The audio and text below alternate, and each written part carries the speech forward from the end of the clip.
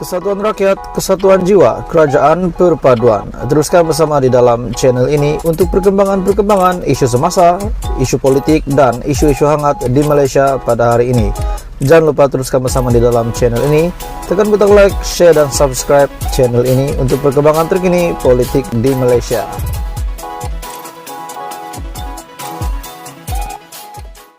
Salam sejahtera Malaysia. Oke, tuan-tuan dan puan semua, satu lagi berita hangat, isu hangat yang saya nak kongsi dengan kamu.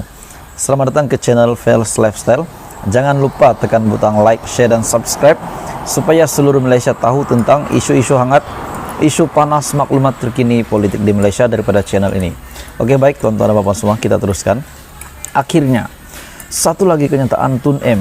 Selepas kita ataupun rakyat Malaysia dikejutkan dengan perletakan jawatan daripada Tun Mahathir, perletakan jawatan sebagai pengurusi pejuang, dan menjadi tanda tanya ramai orang, adakah Muklis Mahathir boleh memimpin pejuang tanpa Mahathir, ataupun Muklis Mahathir akan membawa pejuang masuk dalam Perikatan Nasional ataupun PH. Tetapi banyak ataupun ramai penganalisis politik di luar sana yang kata pejuang sebaiknya masuk ke dalam parti kerajaan karena pada tahun hadapan akan ada beberapa PRN yang akan diadakan. Jadi tuan-tuan dan puan semua, ini adalah salah satu kelebihan kepada pejuang sekiranya mereka menyertai Pakatan Harapan pada masa terdekat ini ataupun pada tahun hadapan, bagi mendapatkan tempat untuk mereka menjadi calon pada PRN yang akan diadakan pada tahun hadapan. Kalau saya tak silap, Negeri Sembilan, Terengganu, Kelantan, dan beberapa lagi yang lain. Kalau saya silap, Anda boleh tolong komen di bawah. Oke, hari ini satu lagi kenyataan daripada Tun Mahathir. Zahid tak sepatutnya dilantik menjadi timbalan Perdana Menteri. Beri tekanan institusi kehakiman. Adakah maksud Tun M ini, maksud Mahathir, seorang legenda politik di Malaysia ini, yang mengatakan keabsahan Zaidah Midi sebagai timbalan Perdana Menteri itu dipertikaikan oleh Tun Mahathir? Bagaimana pendapat Anda, tuan-tuan dan puan semua? Pelantikan Datuk Seri Dr. Ahmad Zaidah Midi sebagai timbalan Perdana Menteri dilihat memberi tekanan kepada institusi kehakiman untuk menjalankan tugas secara adil dan tanpa gentar dalam kes mahkamah yang dihadapi Presiden UMNO. Tun Dr. Mahathir Mohamad menegaskan Ahmad Zahid sepatutnya tidak diberikan sebarang jawatan dalam kerajaan kerana berdepan 47 tuduhan rasuah, pecah amanah, dan pengubahan wang haram di mahkamah pada ketika ini. Bekas Perdana Menteri itu ataupun Mahathir berpandangan pelantikan Zaidah Midi pada hari ini sebagai individu yang kedua tertinggi berkuasa dalam kerajaan akan mengganggu mahkamah yang mungkin terpaksa membuat keputusan memihak kepadanya. Sepatutnya pelantikan itu tidak dilakukan kerana dia sedang menghadapi tindakan mahkamah, dan ada kemungkinan dia akan didapati bersalah dan dihukum. Ataupun tuan-tuan dan puan semua, dengan kenyataan daripada Mahathir bahawa mahkamah mungkin terpaksa membuat keputusan yang memihak kepada Zaidah Midi, dan semua tuduhan yang Zaidah Midi tanggung pada hari ini, 47 tuduhan rasuah, pecah amanah, dan pengubahan wang haram itu boleh dilupuskan begitu saja. Bagaimana tuan-tuan dan puan semua? Bagaimana pendapat Anda? Sekiranya Anda mempunyai pengalaman ataupun pengetahuan tentang undang-undang, Anda boleh komen di channel ini. Kita boleh berkongsi pendapat. Oke, baik, kita teruskan.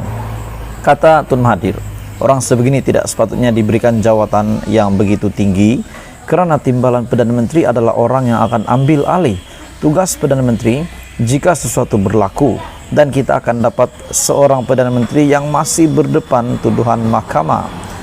Jadi kata Tun Mahathir, Dr. Mahathir menegaskan Ahmad Zahid supaya meletakkan jawatan Presiden UMNO dan menolak lantikan sebagai timbalan Perdana Menteri selepas parti pimpinannya kalah teruk dalam PRU ke-15. Rupanya inti daripada kenyataan pendedahan daripada Mahathir adalah beliau ingin menegaskan Ahmad Zaidah Midi meletakkan jawatan Presiden UMNO yang pertama dan melepaskan ataupun menolak lantikan sebagai TPM selepas parti pimpinannya itu Barisan Nasional yang hanya mendapat 30 kursi pada PRU ke-15. Jadi tuan-tuan dan puan semua, apa komen Anda berita hari ini? Anda boleh komen di bawah. Teruskan bersama di dalam channel ini untuk perkembangan terkini politik di Malaysia. Salam sejahtera Malaysia, tuan-tuan dan puan-puan semua. Satu berita hangat yang saya nak kongsi dengan kamu. Satu kenyataan daripada seorang pemimpin PN yang dilihat sangat lantang mengkritik kerajaan, tidak kira di dalam dewan ataupun maupun di luar dewan. Seperti yang kita tahu, ketua pembangkang hari ini adalah Datuk Seri Hamzah Zainuddin. Namun ada banyak yang kata, banyak juga dakwaan yang kata Hamzah Zainuddin tidak layak menjadi ketua pembangkang. Kalau begitu bagus ganti Hamzah Zainuddin, menaikkan Hadi ataupun Muhyiddin Yassin sebagai ketua pembangkang. Oke, sebelum saya meneruskan satu isu hangat hari ini, saya nak minta kerjasama kamu untuk tekan butang like, share dan subscribe channel ini supaya kamu tidak terlepas perkembangan daripada channel ini. Oke, baik tuan-tuan dan puan semua, kita teruskan berita hari ini. Bersatu kecam PH, dalam dewan menjerit, luar dewan saman kiri kanan. Ini sudah pasti kenyataan ini ditujukan kepada Perdana Menteri dan juga seluruh kerajaan perpaduan. Perikatan Nasional menganggap ahli parlimen kerajaan yang bertindak keterlaluan terhadap pihak lain, sama ada di dalam Dewan Rakyat ataupun di luar parlimen, menganggap tindak tanduk beberapa ahli PH sebagai membimbangkan.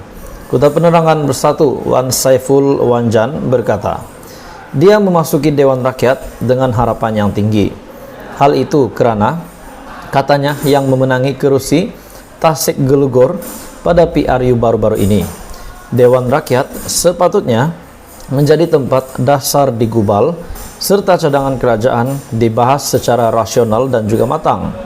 Tetapi sikap beberapa ahli parlimen PH menyebabkan saya bimbang apa yang akan berlaku kepada politik Malaysia pada masa depan. Oke, baik tuan-tuan dan puan semua, sekiranya beliau berkata cadangan kerajaan dibahas secara rasional dan matang, bagaimana pula dengan kenyataan Hamzah Zainuddin? Bacaan Al-Quran bahkan dibetulkan oleh Perdana Menteri Datuk Seri Anwar Ibrahim. Adakah beliau hanya melihat keburukan daripada pemimpin PH saja, tetapi daripada pemimpin Perikatan Nasional sendiri beliau tidak ingin mengakui itu? Jadi kalau kita lihat Wan Saiful Wanjan yang lantang bersuara untuk mengkritik kerajaan, kenapa bukan dia saja yang jadi ketua pembangkang? Bagaimana pendapat Anda tuan-tuan dan puan semua? Sekiranya Ketua Penerangan Bersatu ini, Wan Saiful Wanjan, yang akan menjadi ketua pembangkang untuk Perikatan Nasional untuk menjaga semak dan imbang negara, bukan Hamzah Zainuddin tetapi Wan Saiful Wanjan, apa komen Anda tuan-tuan dan puan semua? Dalam Dewan Rakyat mereka menjerit-jerit menghalang perbahasan, di luar dewan mereka menyaman kiri kanan untuk menghalang kritikan, katanya hari ini. Kenyataan Wan Saiful itu merujuk kepada hari pertama persidangan Dewan Rakyat pada 19 Desember lalu yang menyaksikan pertengkaran membabitkan blok kerajaan dan juga pembangkang. Antaranya yang membabitkan kenyataan Syahidan Kasim daripada PN Arau yang menegaskan bahawa yang di Pertuan Agong tidak seharusnya dilibatkan dalam usul percaya kepada Perdana Menteri Anwar Ibrahim. Tindakan itu mendorong Sani Hamzan PH Hulu Langat dengan marah berkata, Anwar cukup berani menguji keabsahannya di parlimen dan berbeza sama sekali berbanding pemimpin PN Muhyiddin Yassin suatu ketika dahulu. Ini saya setuju.